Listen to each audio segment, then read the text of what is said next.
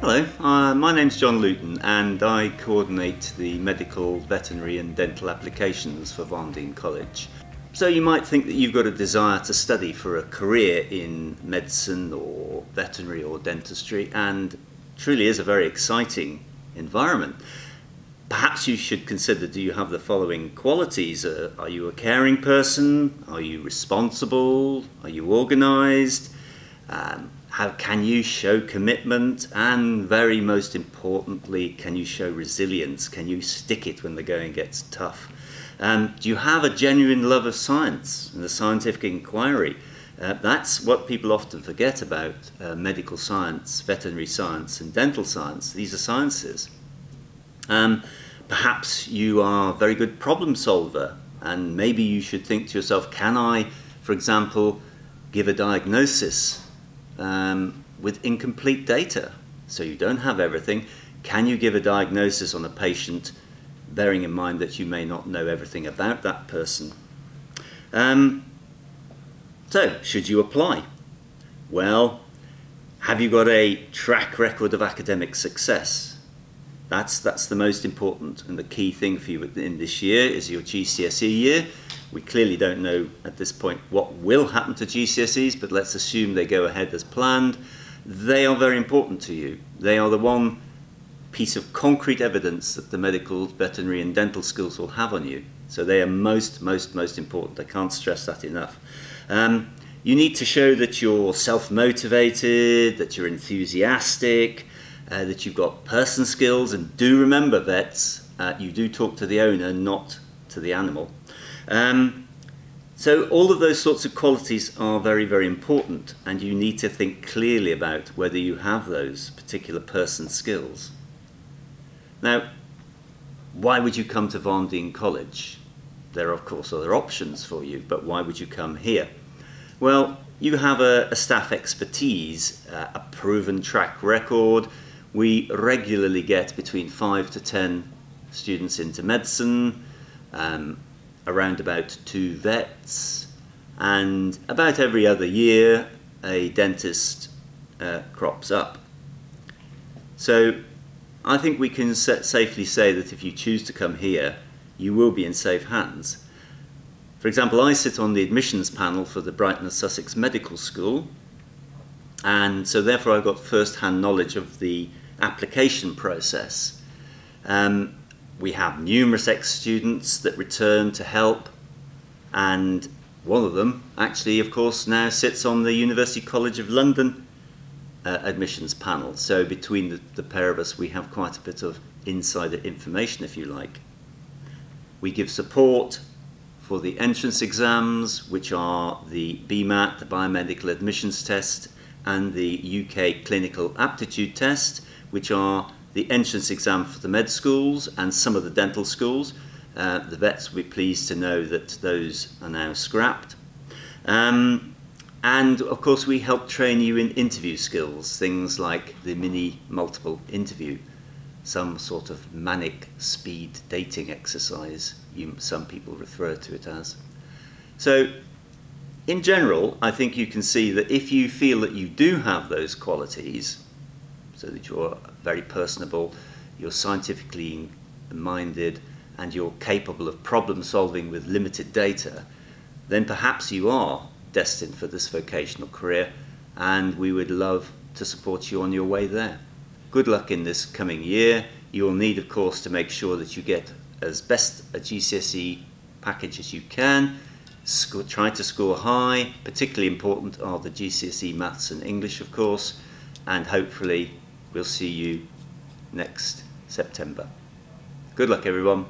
So, following is a portion of the first meeting of the Medical, Veterinary and Dental Society this year to the first year group. It will give you an indication and a flavour of what we offer and, of course, what we expect from you. Hope you enjoy it. Right, okay, welcome folks. First meeting of the 2020 MedVet Dent. My aim today is just simply to present to you what I can offer to you. what I suggest you need to think about, so the issues that might be part and parcel of joining in the Med, Vet, Dent Society. So just a quick show of hands for me, people who are thinking about medicine as a career. So that's, most of you all seem to be at the back, that's interesting. Dentists, we have 2 dentists, and the people, the doctors who treat more than one species. Vets, okay, right, excellent, excellent, okay. Fine, well, the starting point here is going to be just me introducing you to factors you need to think about. Now, whether you end up this number of people at the end of the course, it's fine, that's absolutely fine. If there's half of you, that's fine. If there's one of you, that's fine. Doesn't matter to me. So you're not trying to prove to me, folks, that you're a medic, a vet, or a dentist, because if you all end up doing a chemistry degree, to me that would be completely fine as well. So do bear that in mind, all right? First point, and this is irrespective of whether it's medicine, veterinary, or dentistry. I tend to aim it at medics. That's because for a vet, it's almost identical. The only odd one out is actually the dentistry, which is specific. Okay, so there are issues with dentistry you will need to think about separate to the medics and the vets. But medics and vets have very, very similar training, etc. It's long and arduous, folks. It's long and arduous. And if you get an offer and you get in, actually you're realistically at the bottom of the long haul. Okay, this isn't the bottom, this is the basement. So you've got to climb out of that. Think about this one. A lot of people don't think about this one, but the issue has been highlighted, hasn't it, recently? What's happened recently? COVID. I knew someone had mentioned that. Yeah, exactly. So, I mean, the issue there to start with was, of course, that they hadn't considered old people's homes, had they? But if you think about hospitals, they're around about 90% full of old people. Now, if you don't like old people, or you can't see yourself, yes, you actually have to think to yourself, could I touch an old person? Because if you can't think of it like that, then I suggest to you, reassign yourself. Are you coming in? Yeah, coming in. Do bear that in mind if you're a vet, a prospective vet. You don't actually talk to the animals. You may feel you do, but you don't. You actually talk to the owners. And so this is why vets and medics actually have very similar, very, very similar roots. Because you need to think in terms of, you know, the fact that you actually have to talk to a person and therefore talk in that sense through to the animal. You see the worst of people, all right? You've seen it on the TV, you've seen these programs where it looks really glamorous, etc., etc. Well, I know quite a lot of medics, and believe you me, it is not. Okay, there's another one to add into here, which is a result of the pandemic. A&E, well, it's full of people who are drunk, it's full of people who are drug addicts. There's a very big drug addiction problem here in Brighton, so, you know, if you're working here, you'd certainly see that. They don't respect you. They might well hate you, they might well think you are actually the enemy and treat you as such. So you're not going to get thanks, okay? If you think that they're going to stand there and clap you when you leave, then that's not the case. And do bear in mind that issue of clapping. I had a big issue with that. I mean, you're clapping someone for doing their job. Well, someone should be clapping me for turning up to college, but I don't see anyone doing that. And therefore you need to disabuse yourself of that hero complex that's now arisen from the pandemic, because it definitely sounds like this is something to do to save the world. You'll don your Superman/woman suit and you say, yeah, no, don't think like that, folks. It's not like that. This is one which is obvious, but surprising every year. People go, ooh, I hadn't thought of that. Body fluids, folks. You'll be covered in them. Vets, dentists, and doctors. So if you're not keen on blood, vomit and the smell of vomit, which will permeate your clothes, and body fluids, all sorts of body fluids, don't do it. You need to be able to communicate with people, folks. So if you can't do that very well, and part of the training in the Med Vet Dent is that in a scenario such as this, I'll just ask someone to come up here and present something, and you can't at that point say no, no, no, no, no, because I will say, well, you should leave. Because if you can't do that, then why are you going into this career, which deals entirely with people? If you suffer from certain conditions, that may actually preclude you, so you do need to think about that. If you're autistic or you're Asperger of a significant, then you may not actually be allowed to apply. Took me a long time to find that. No? Okay. If you're not academically able, so you should have a good crop. Now, yeah, what's a good crop, everyone says? Well, I don't know. But you should have some 8s, you should perhaps hopefully have some 9s, and be predicted A grades in your A levels if you're doing A levels, or if you're doing AIB 666. It's a bit suspicious, that, isn't it? Anyone read their Bible? Doesn't actually appear in the Bible, by the way, but it's one of those things that people state. So, and they also need to be higher level, of course. Biology and chemistry. Why then is chemistry the mandatory subject when surely it should be biology? Tilda, why do you have to study chemistry? They're both intertwined, and chemistry is the building blocks. You say that louder. Because they're both intertwined, and chemistry is the building block of biology. Yeah, the obvious one would be biology, wouldn't it? But actually they assume they'll teach you the biology. They teach you that, they carry on that, but they don't carry on with chemistry. So if you don't actually understand the chemistry, you therefore don't really fundamentally understand biology, because biology is built upon chemistry. Biology is essentially a branch of chemistry. So the interesting thing is you can actually apply with just chemistry to some medical schools. They don't actually require the biology, and some will even take chemistry and physics. Not many. The first question you'd be asked is, why aren't you doing biology, of course? To which you'd need a good response. Otherwise that would be the door, and out you'd go. Tricky one, this one. Substantial long-term work experience or voluntary work in some sort of caring environment, hopefully with a demonstration of your communication skills. Now, this is obviously more difficult, isn't it? Given that we're in this, what was it again? Pandemic.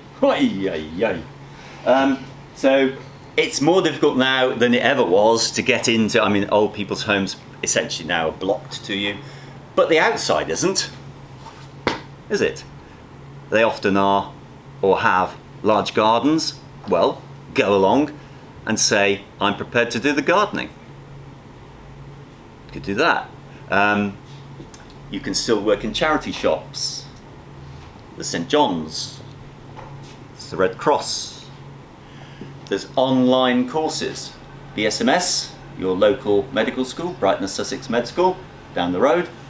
They run a virtual online. Now, if you haven't done that, why? And that includes the vets and the dentists.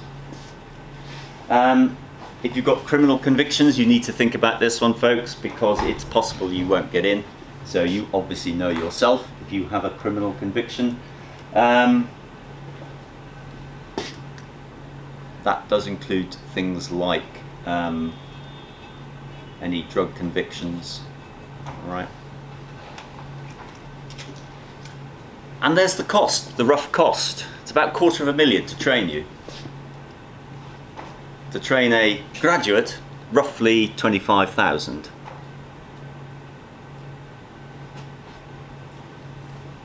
Roughly.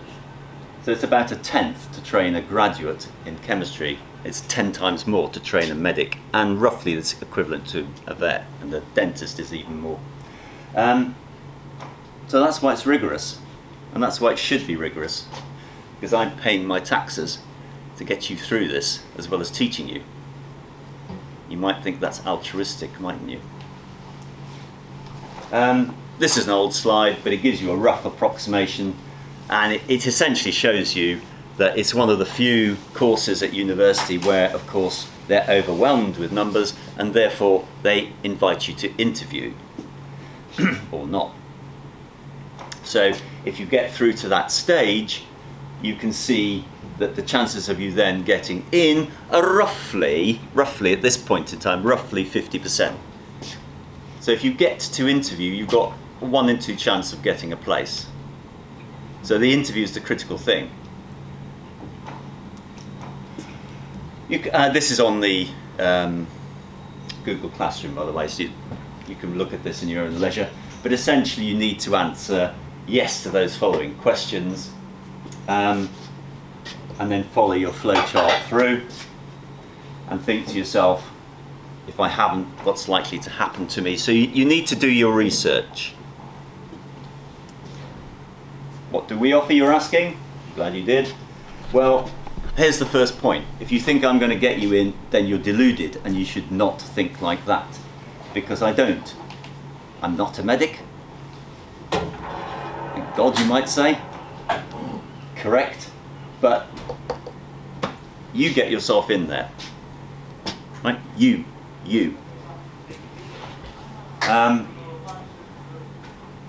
But we do offer talks.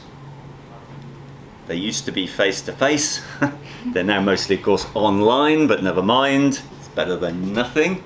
I sit on the board of the Brighton and Sussex Medical School admissions panel, so I sit on that, and I have got access into there to bring people in to speak. Does anyone know Darren Beanie? Anyone done Bright Med?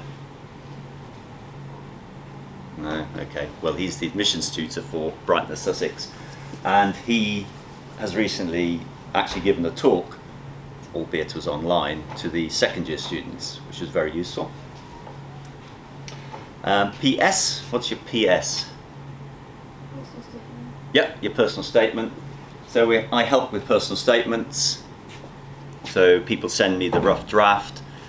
I just then put my suggestions onto it. I send it back to you. Some people take the suggestions, other people don't. It's entirely up to you, okay? One of the classic suggestions was that I had someone who wrote, and they spent almost the entire time talking about extraterrestrial life. So they believed in life on other planets, which I thought was quite interesting, but I said, don't put this in.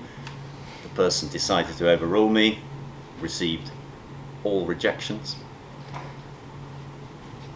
So you don't have to accept the help, but I suggest you probably should. If you've been doing your research, you'll note, it's full of acronyms, isn't it? The biomedical admissions test and the UK clinical admissions tests. These are tests were run by vet schools, but the vet schools removed them, so you'll be glad of that. You don't have to do these entrance tests, but the medics do, and the dentists. Some of the dental schools ask for it as well. So if you're doing medicine, you'll be doing both of these. Most of the medical schools run the UK CAT, and a number of them run BMAT, but the Brighton and Sussex, the local medical school, runs BMAT. So along with Oxford and Cambridge and Imperial and UCL, some of the higher level, if you like, universities. But here's a point to note, folks. Here's a really important point to note. It's flat. Okay, if you do a degree in chemistry, then you get a degree from Imperial. That's probably the best degree in chemistry you can get in this country.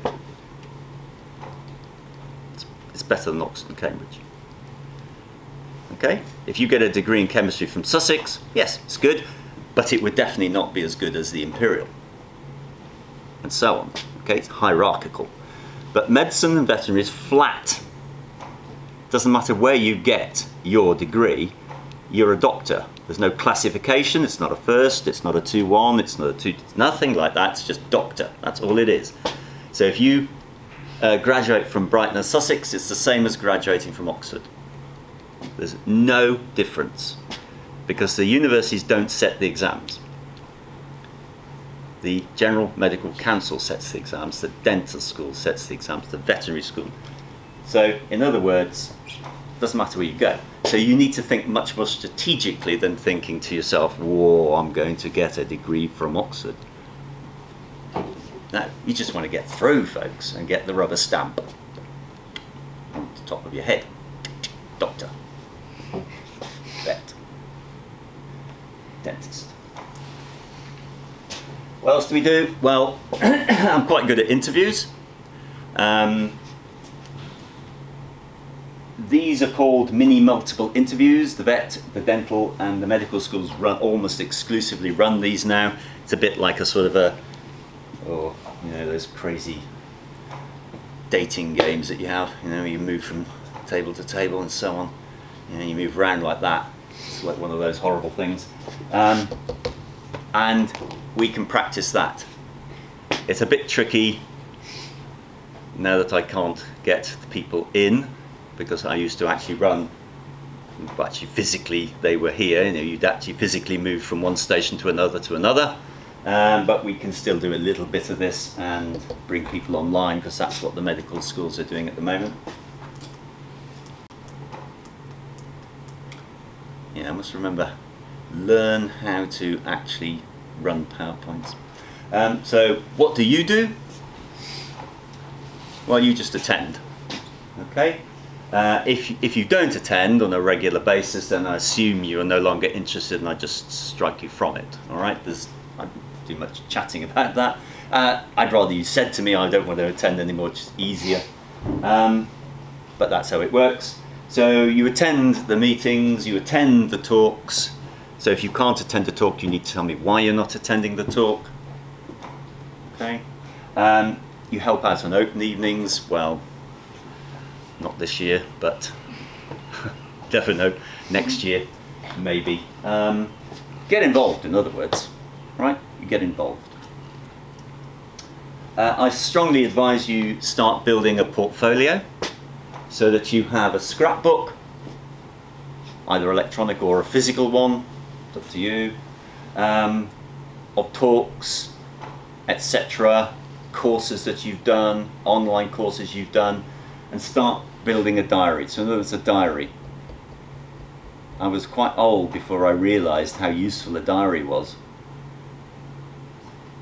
Roughly about 30. I'd reached the age of 30 and I suddenly thought, oh, this is a good idea.